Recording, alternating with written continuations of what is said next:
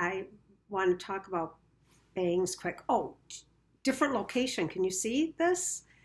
The light, the little bit of natural light we have during the day is blocked by my Christmas tree in the living room. So here I am in my kitchen. But at least there's natural light, and that's moderately better than artificial light. So, bangs, hair. It's getting limp, winter, dry, it needs a cut. So I used a smaller curling iron today because big curling iron wasn't doing anything. And look at bumper bangs. My mom used to call this kind of bangs bumper bangs, like Mamie Eisenhower. If you don't know Mamie Eisenhower, you should look her up. She had bumper bangs. They look like car bumpers. Or I guess I could look kind of like 80s-ish, like if I had this curled like this and then this up here curled back and everything frizzy. But bangs are, I need bangs, but we have a love-hate relationship. But today I want to talk about books in the few minutes I've got. So at my book discussion group today, we read Remarkably Bright Creakers by Shelby Van Pelt, I think. So good. I was amazed at how much I love this book, and I recommend it. But we always share other books that we've read. And I said, oh, I ran across The Secret of the Sundial. And I remember reading this several times when I was young, and I loved it so much. I don't know who Minnie Wyma at 7410 Peoria Street in Chicago, Illinois is, but she lived there December 25th.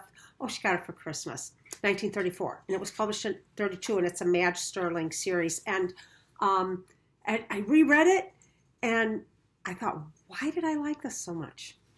But I loved it at the time. So yesterday, I was telling somebody that my husband is an excellent reader, does not read for fun. Books are not meant for fun. He doesn't like them.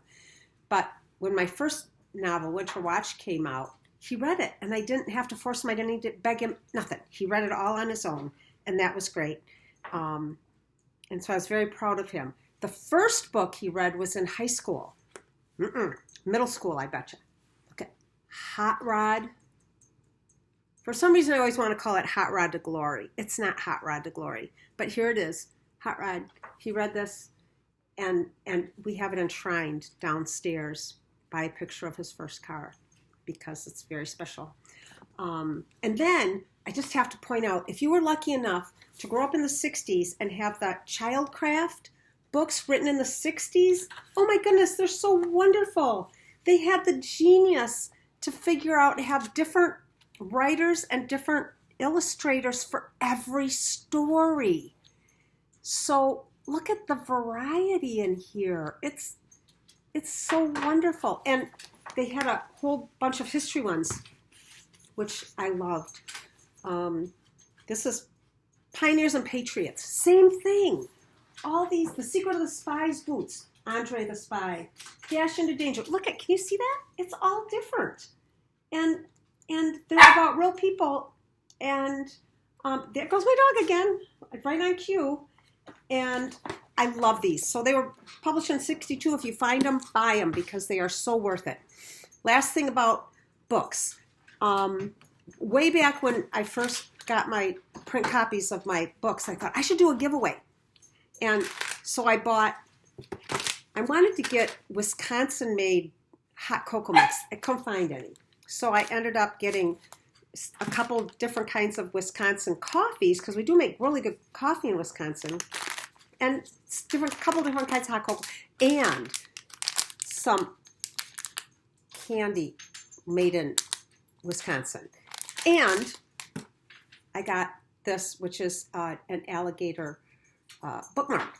And somehow, if you comment on this video or on my blog and you don't live in Wisconsin, I would love to send you a book and that stuff. You can tell me whether you want hot cocoa, decaf coffee, regular coffee, and I'll send it to you. Maybe you'll get it before Christmas, and Merry Christmas.